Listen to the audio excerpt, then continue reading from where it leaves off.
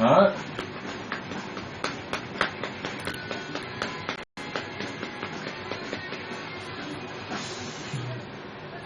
Good morning, everyone. On yet another snowy Friday morning in New York City, this is your host, Michael Dolce of Secrets of the Sire. As always, I've got my trusty engineer, Sam, by my side. And Sam, what is it about Fridays in New York City, right before my radio show, where we get snow? It's Mother Nature. She's either a really big fan or she's not. I think that's really what it comes down to. She's either got it in for me, or she just wants to add an extra challenge. We have just a jam-packed show. We have a jam-packed show. I want to welcome all my Periscope peeps. Marcel766, asking how we're doing. We are doing great. We are live in New York City. This is on TalkingAlternative.com. It's a weekly pop culture hour, comics, movies, TV, film, pop culture in general. Just good stuff. Man, we have got such a good show. We've got such a good show today. I mean, for a couple of weeks, we've been going a little solo, and then I said, you know what, I think people would like to hear more than just me, so we've got the folks from Bad Coyote Funky coming in. We've got Greg and Sergio. We're going to be doing a jam-packed two-part podcast/radio show with them at the end of this month. It's going to be all about Superman, Batman, and it's going to tackle the topic of comic book movie trailers. Do they give away too much? Yes, they do, but we'll get into it with them. However, they're going to be joining me a little later on in the show, and we're going to be doing that. Little house cleaning before we continue. Like us on Facebook, facebook.com/Secrets of the Sire, S-I-R-E. Join the conversation. We're going to be talking about the creative economy. We're going to be introducing our March Madness franchise Final Four. We're going to be doing a lot of fun stuff here. So join us, 877-480-4120. Go to secretofthesire.com. You can catch us on Twitter and Periscope and younow.com. Just Google my name or type in my name. It's at Michael, M-I-C-H-A-E-L, _Dolce, D-O-L-C, as in cat, E. Instagram, we're also on Instagram. Check out some cool artwork that I do. mdolce64. And speaking of artwork, the basis for this show is that I'm an industry insider. I've been doing comics for the past 15 years. Been published by Image, by Zenescope. Been self-published, After Hours Press as well. You can check out all my stuff on mikebooks.com, M-I-K-E books.com. The basis for the superhero is the Sire, a superhero forced by his own costume to fight evil, kind of like having a spider sense, but instead of warning him of danger, it actually puts him in danger. Plus, we got some new projects as well. The Undone, which is a Groundhog's Day meets Wolf of Wall Street, about a time-traveling guy who tries to take down the stock market until the stock market tries to take him down.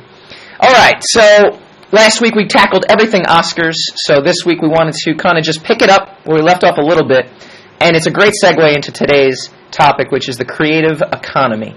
So what is the creative economy? I'll tell you what the creative economy is in a second. First, Chris Rock's Oscar speech. It was the talk of the town. It was huge. Instantaneous reaction, instantaneous comments and good wishes, and just in general, boy, he took it to him. He took it to him, and he did. I can't lie. Chris Rock is one of my favorite comedians, and it was great. Two reactions I had. One, it was extremely hilarious looking at the audience shots whenever he made a joke that was on the boundaries of being racist itself.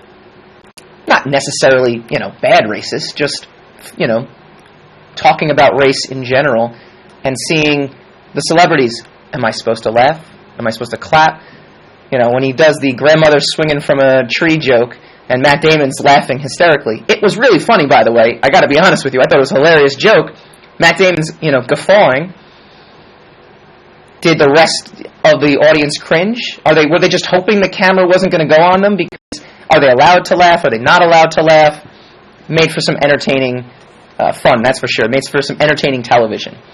The other reaction I had to it is that it's a great segue into the new media, the new millennium, the internet age. If I get up here and I tell you that the internet changed everything, we're not exactly breaking new ground here, right? I'm a Gen Xer, though, so I was able to kind of witness the transformation into this new media where I still remember dial-up. I still remember phones, rotary phones. So having that kind of background is actually a real great advantage in understanding today's technology. You have millennials.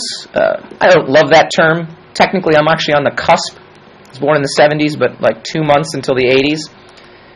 So I was actually able to, again, kind of be in that transition. But millennials, especially anyone born in the 2000s, anyone born early 2000s, late 90s, they don't understand that there was a world without cell phones. They don't even understand there was a world without broadband. They don't even know what broadband internet is.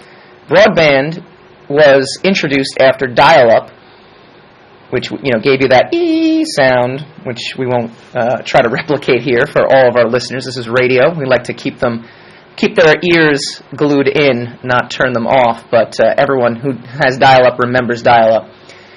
And what they were able to do, what they were able to see is not something that we, as a Gen Xer, I'm able to kind of see both sides of this. They can't remember a time without internet. They can't remember a time. Broadband, again, there's no such thing as broadband anymore. It's just internet now. That's all it is. And that's all these Gen Xers, the millennials even know is just internet.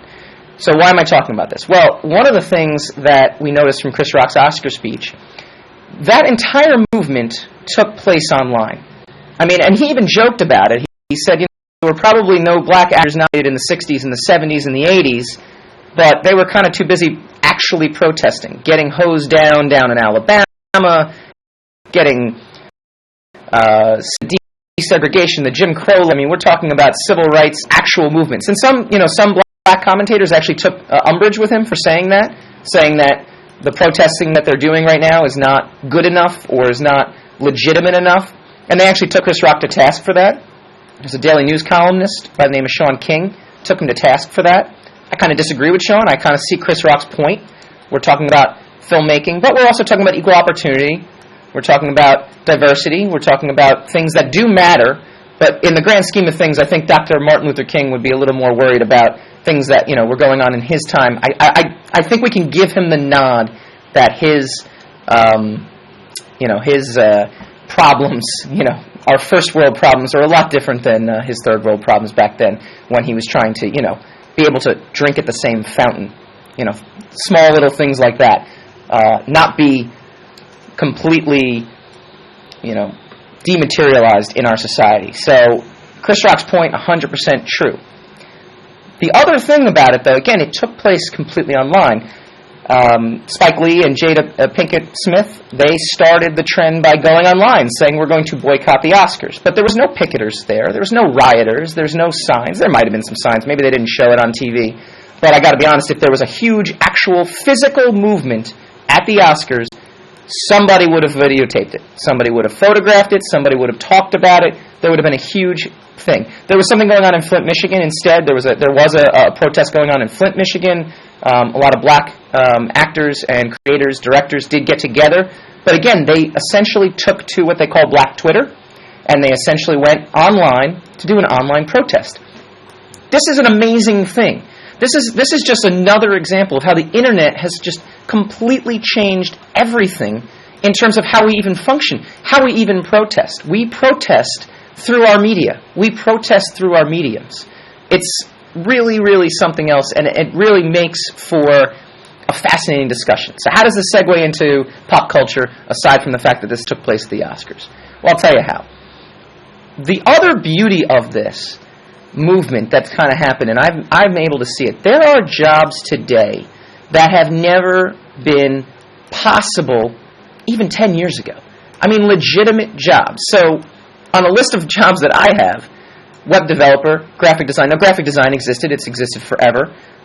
We had computers and whatnot, but it was mostly in the print media, but obviously that changed to web and now mobile. Web developers, this is a job that, coming out of college, I got into it because I had a comic book. I wanted to get my comic book on a website. I didn't want to have to rely on someone else to make my website. I taught myself how to code, taught myself how to do websites. Boom.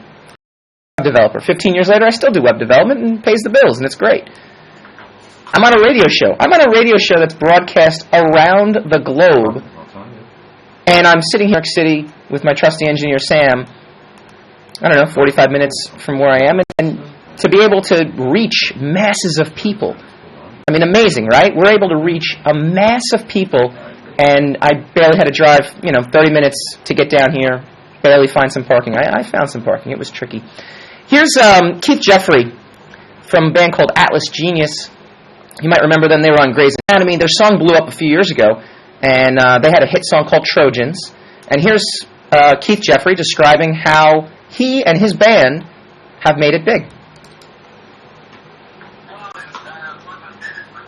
Okay, so you got one person online so far, but I could not quite catch his name. I got one of your guests. Great. Okay. Sergio? Sergio. Perfect.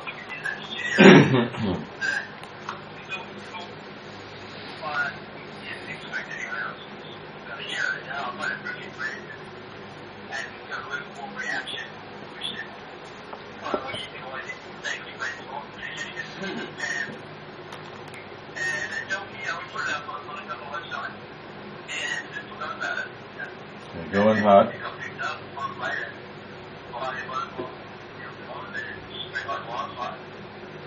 Put it up on a couple of websites, and it spread like wildfire. Now they're playing sold-out shows at Bowery, at Webster Hall. They're opening for major acts.